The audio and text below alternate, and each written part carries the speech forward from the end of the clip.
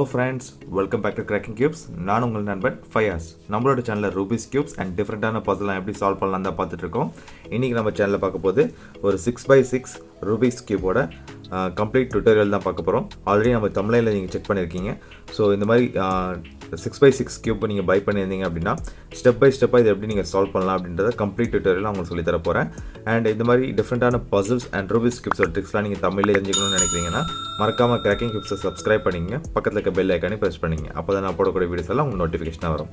Okay friends, but இந்த ஒரே வீடியோவில் நான் இந்த 6x6 கம்ப்ளீட்டாக உங்களுக்கு டுட்டோரியல் கொடுத்தேன் அப்படின்னா கொஞ்சம் கன்ஃபியூஷனாகவும் இருக்கும். ஏன்னா இது வந்து ஒரு கொஞ்சம் லாங் வீடியோவாக தான் இது போகும். அதனால் 1 or 2 வீடியோஸ் ஸ்ப்ளிட் பண்ணி நான் இதை உங்களுக்கு அப்லோட் பண்ணுறேன். Okay friends, so part 1, part 2, part 3 உங்களுக்கு நம்மளோட சேனலில் நீங்கள் இதை செக் பண்ணிக்கலாம். ஃபர்ஸ்ட் ஆஃப் ஆல் இந்த வீடியோ நம்ம என்ன பார்க்க போகிறோம் அப்படின்னா இந்த 6x6ஓட ரொட்டேஷன்ஸ் எல்லாமே நம்ம செக் பண்ண போகிறோம். ஆல்ரெடி நம்ம 3x3 கியூபை வந்து எப்படி சால்வ் பண்ணலான்றது எல்லா வீடியோ நம்ம நிறைய வாட்டி போட்டிருக்கோம். ஸோ பார்க்காதவங்க டிஸ்கிரிப்ஷனில் லிங்க் இருக்குது, செக் பண்ணிட்டு வந்துருங்க.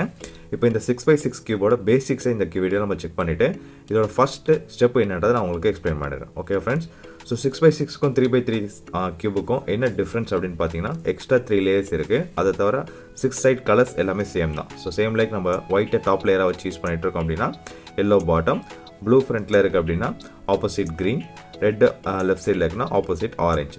ஸோ இந்த 6 சைட்ஸ் தான் வழக்கம் போல் இருக்கும். அண்ட் இதோட top and bottom, front and back அப்படிலாம் நம்ம சொல்லும் போது சேம் லைக் 3x3 யூஸ் பண்ணுற மாதிரி தான் ஃபஸ்ட் ஸ்டெப் யூஸ் பண்ணுவோம். ஃபார் எக்ஸாம்பிள் அப் சொல்லும் போதெல்லாம் இந்த அப் லேயரில் உள்ளது எல்லாமே உங்களுக்கு ரொட்டேட் ஆகுறது. யூ இந்த சைடில் ரொட்டேட் ஆகணும், கிளாக் வைஸில் ரொட்டேட் ஆகணும் இந்த டைரெக்ஷனில். டவுன் டி சொல்லும் போதெல்லாம் இந்த சைடில் டவுன் பீஸ் மட்டும் ரொட்டேட் பண்ணணும். அண்ட் லெஃப்ட் சொல்லும் போதெல்லாம் எப்போவுமே லெஃப்ட் சைடு வந்து மேலேருந்து கீழே இறக்கணும். So just left. ஸோ இது எல்லாமே பார்த்திங்கன்னா இந்த லாஸ்ட் லேயரில் இருக்கிறத மட்டும் தான் நம்ம ரொட்டேட் பண்ணுறோம். ஸோ 6x6க்குள்ள அடிஷ்னலாகவும் சில ரொட்டேஷன்ஸ்லாம் இருக்குது, நான் சொல்கிறேன். அதுக்காக தான் இப்போ 1 by 1 எக்ஸ்பிளைன் பண்ணுறேன். ஸோ ரைட் சைட் சொல்லும் போதெல்லாம் இந்த மாதிரி கீழேருந்து மேலே தூக்கணும்னா right side. And front side சொல்லும் போதெல்லாம் இந்த ஃப்ரண்ட்டில் உள்ள பீசஸ் மட்டும் தான் ஃப்ரண்ட்டு. அண்ட் பேக் சைட் சொல்லும் போதெல்லாம் இதுக்கு பின்னாடி லாஸ்ட்டில் உள்ளதெல்லாம் பேக் சைட். ஓகேவா? ஸோ இது எல்லாமே 3x3 கியூபில் நம்ம பண்ண அதே ரொட்டேஷன்ஸ் தான். சேம் லைக் ரிவர்ஸில் பண்ணணும், எல்லாமே ஆன்டி கிளாக் வைஸில் பண்ணணும் அப்படின்னா ஜஸ்ட் யூ ப்ரைம் வந்து இந்த மாதிரி வரும். So U prime and D prime வந்து இந்த சைடு வரும். ஓகே, அண்ட் எல் ப்ரைம்ன்றது கீழேருந்து மேலே கொண்டு போகணும். ஆர் ப்ரைம்ன்றது மேலேருந்து கீழே கொண்டு வரணும். எஃப் ப்ரைம்ன்றது ஜஸ்ட் ரிவர்ஸில் எஃப் இப்படி டர்ன் பண்ணோம். ஸோ எஃப் ப்ரைம் இந்த மாதிரி ரிவர்ஸில் டர்ன் பண்ணிக்கணும். அண்ட் பி ப்ரைம்ன்றது இந்த சைட் டைரெக்ஷனில் நம்ம டர்ன் பண்ணிக்கணும். ஓகேவா? இதுதான் ரொட்டேஷன்ஸ். ஃபஸ்ட் இந்த பேசிக் ரொட்டேஷன்ஸை நீங்கள் லேர்ன் பண்ணிக்கோங்க. ஸோ ஏன்னா கியூபை நம்ம கம்ப்ளீட்டாக ஸ்க்ராம்பிள் பண்ணதுக்கப்புறம் இந்த பேசிக் ரொட்டேஷன்ஸ் வரல அப்படின்னா நம்மளால் கம்ப்ளீட் கியூபும் சால்வ் பண்ண முடியாது. தென் இதுக்கு அடுத்து என்னதுன்னா ஜஸ்ட் இந்த மிடில் உள்ள லேயர்ஸ். ஸோ மிடில் உள்ள லேயர்ஸ்னால் அப்படி சொல்லும் போது இந்த இப்போ ஃபார் எக்ஸாம்பிள் இதை நம்ம ரைட் சைடு இதை ரொட்டேட் பண்ணுறோம் அப்படின்னா இதை நான் கேபிட்டல் ஆரில் நான் ரொட்டேஷன் பண்ணியிருப்பேன். அதுவே ஸ்மால் ஆரில் ரொட்டேஷன் பண்ணோன்னா இந்த மிடில் உள்ள லேயர் மட்டும் நம்ம ரொட்டேட் பண்ணோம். ஸோ ஆர் இந்த மாதிரி இது மட்டும்தான் ரொட்டேட் ஆகும். ஓகேவா? உங்களுக்கு புரியுதா? அதே மாதிரி எல் லெஃப்ட் சைடு சொல்லும் போது ஸ்மால் எல்ல உங்களுக்கு ரொட்டேஷன் போட்டிருக்கேன் அப்படின்னா இந்த சைடு மட்டும்தான் பீசஸ் ரொட்டேட் பண்ணணும். ஓகேவா? ஸோ இதே மெத்தடில் ஆல் சைட்ஸ் தான். எஃப் சொல்லும் போது இந்த மிடில் உள்ள எஃப் சொல்லும் போது ஜஸ்ட் இந்த பீஸ் மட்டும் ரொட்டேட் பண்ணணும்.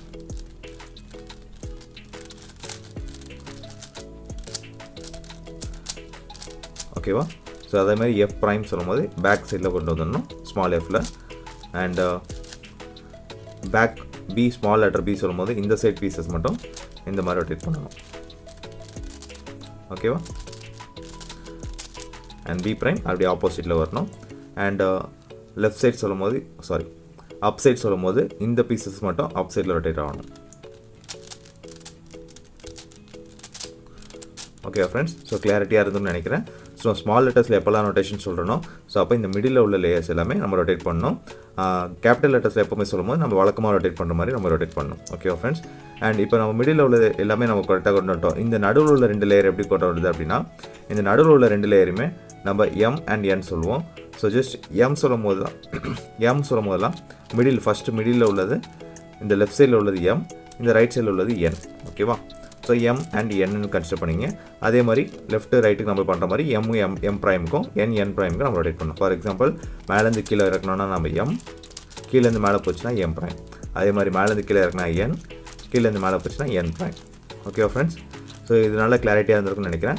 ஸோ இதுக்கு மேலே என்ன ரொட்டேஷன்ஸ் வரும் அப்படின்னா டபுள் லேயர்ஸ் நம்ம ரொட்டேட் பண்ணுற மாதிரி இருக்கும். For example right W R white அப்படின்னு நான் சொல்கிறேன்னா இந்த ரைட் சைடு நம்ம ரொட்டேட் பண்ணுற ரெண்டுத்தையுமே நம்ம இப்படி ரொட்டேட் பண்ணுற மாதிரி இருக்கும். ஓகேவா? அதுவே லெஃப்ட் சைடு நான் சொல்கிறேன் அப்படின்னா மேலேருந்து இந்த ரெண்டு லேயரும் left capital L small L ரெண்டுத்தையும் சேர்த்து நம்ம ரொட்டேட் பண்ணுற மாதிரி இருக்கும். ஸோ அதே மாதிரி எஃப் வைடு அப்படி சொல்கிறேன்னா இந்த மாதிரி ரெண்டு சைடுமே ரொட்டேட் பண்ணுற மாதிரி இருக்கும். ஓகேவா? ஸோ இது எல்லாத்தையும் நீங்கள் கரெக்டாக நீங்கள் ஞாபகம் வச்சுருந்தால் மட்டும்தான் நம்ம இந்த 6x6 கியூபை வந்து நம்ம கம்ப்ளீட்டாக சால்வ் பண்ண முடியும். பட் எல்லாமே உங்களுக்கு கன்ஃபியூஸ் ஆகுது அப்படின்னா நோ இஷ்யூஸ்.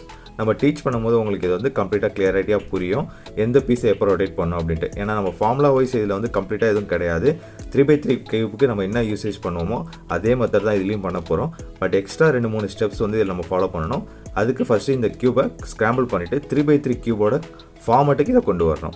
ஸோ அப்படி கொண்டு வந்துட்டோம் அப்படின்னா இந்த 6x6 கியூபை நம்ம வந்து கம்ப்ளீட்டாக சால்வ் பண்ணிடலாம். Within maximum 3 minutes R 5 minutes 3 to 5 மினிட்ஸில் உங்களால் இதை கம்ப்ளீட்டாக சால்வ் பண்ண முடியும். Okay friends?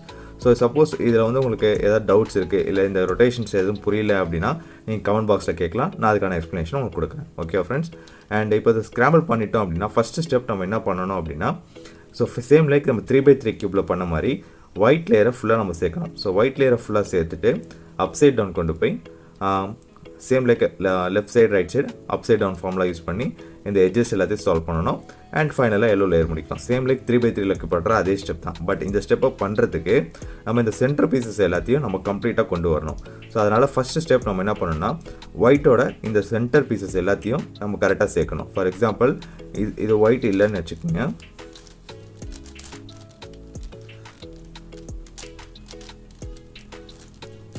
ஸோ இதுதான் அந்த சென்டர் பீஸ். ஸோ இந்த சென்டர் பீசஸை நம்ம கம்ப்ளீட்டாக இந்த மாதிரி ஷேப்பில் கொண்டு வரணும். ஸோ இதுவும் நம்ம சேர்த்துட்டோம் அப்படின்னா ஸோ இப்போ பாருங்கள் இந்த க்ரீனோட இதுதான் சென்டர் பீஸ். ஸோ 3x3 கியூபில் ஸோ ஒயிட்டோட சென்டர் பீஸ் இன்னும் இருக்கும். இந்த ஒரு பீஸுக்கு பதிலாக ஒயிட்டோட இந்த ஒரு பீஸுக்கு பதிலாக இது எல்லாமே சேர்த்து நம்மளுக்கு ஒரு சென்டர் பீஸ். க்ரீனுக்கு இந்த ஒரு பீஸுக்கு பதிலாக இது எல்லாமே சேர்த்து நம்மளுக்கு சென்டர் பீஸ். ஓகேவா? அதே மாதிரி ரெட் கலர் ஸோ சென்டரில் இருக்கிறதே எல்லாமே நம்ம அந்த ஃபைனல் லேயரை விட்டுட்டு நம்ம சுற்றி பார்த்தோம் அப்படின்னா அது எல்லாமே நம்மளுக்கு சென்டர் பீஸாக நம்ம கன்சிடர் பண்ணிக்கணும். ஓகேவா? ஹெச் பீஸ் எப்படி கன்சிடர் பண்ணணும்னா 3x3 கியூபில் நம்மளுக்கு இந்த ஒரு பீஸ் தான் நம்மளுக்கு ஹெச் பீஸாக இருக்கும். பட் இந்த இடத்துல நம்மளுக்கு 4 ஹெச் பீஸ் வரும். ஸோ ஒவ்வொரு சைடும் நம்மளுக்கு 4 ஹெச் பீஸ் இருக்கும். ஃபார் எக்ஸாம்பிள் இந்த ஒயிட் அண்ட் ஆரஞ்சே எடுத்துக்கலாம்.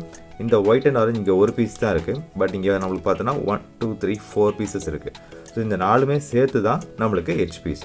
ஸோ நம்ம ஹெச்பிஸை சால்வ் பண்ணுறதுக்கு தனியாக ஒரு ஸ்டெப் பண்ணணும். நம்மளோட நெக்ஸ்ட் வீடியோவில் அதை நம்ம பார்க்கலாம்.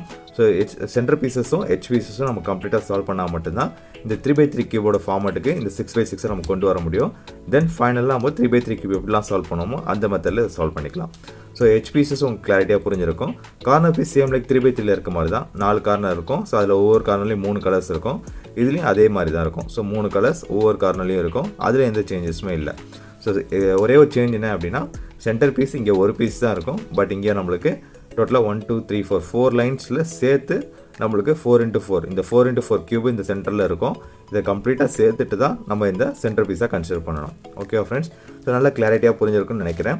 ஸோ இதோட கம்ப்ளீட் வீடியோவும் இதோட அடுத்த ஸ்டெப்போட சொல்யூஷன் என்னன்றதையும் நம்ம நெக்ஸ்ட் வீடியோவில் பார்க்கலாம். So until that just Cracking கியூப்ஸை ஃபாலோ பண்ணுங்கள்.